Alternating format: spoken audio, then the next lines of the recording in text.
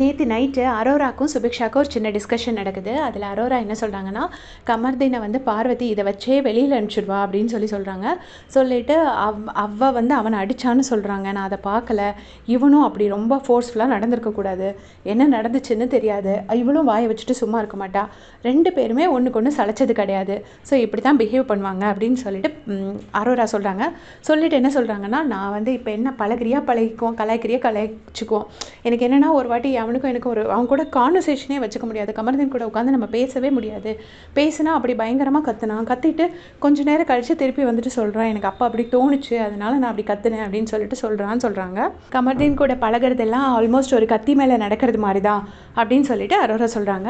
அதுக்கப்புறம் என்ன சொல்றாங்கன்னா, சுபிக்ஷா சொல்றாங்க, "பாரு ரொம்ப தெளிவு தான். ஆனா கமர்தீன் விஷயத்துல விழுந்துட்டாங்கன்னு நினைக்கிறேன்" அப்படின்னு சொல்லிட்டு சுபிக்ஷா சொல்லிட்டு இருக்காங்க. இப்போ மொத்தம் 9 கண்டஸ்டன்ட்ஸ் தான் இருக்காங்க. இவன்லாம் திருந்தவே மாட்டான். ஜஸ்ட் ஒரு கண்டஸ்டன்ட் மாரி பேசிக்க வேண்டியதான். ஒருவேளை அவன் கூட சண்டை போட்டா என் பாலே வந்து எடுக்கணும்னு எடுத்தாலும் எடுப்பான். கேம்ல அப்படிதான் விளையாடுவான். ஒண்ணும் பண்ண முடியாது.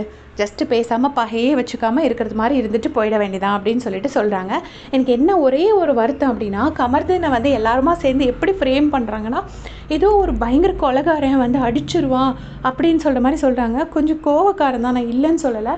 கரெக்டான பிஹேவியர்லாம் கிடையாது. பட் கமர்தீன் இவங்க இந்த வீட்டில் உள்ள லேடிஸ் ஃப்ரேம் பண்ணுற அளவுக்கு அப்படி ஒரு மோசமாக இருந்து வஞ்சகமாக பிளான் போட்டு மற்றவங்களை எப்படி வீழ்த்தலான்னு பிளான் பண்ணுற லெவலுக்கு எனக்கு சத்தியமாக மோசமாக தெரியலங்க.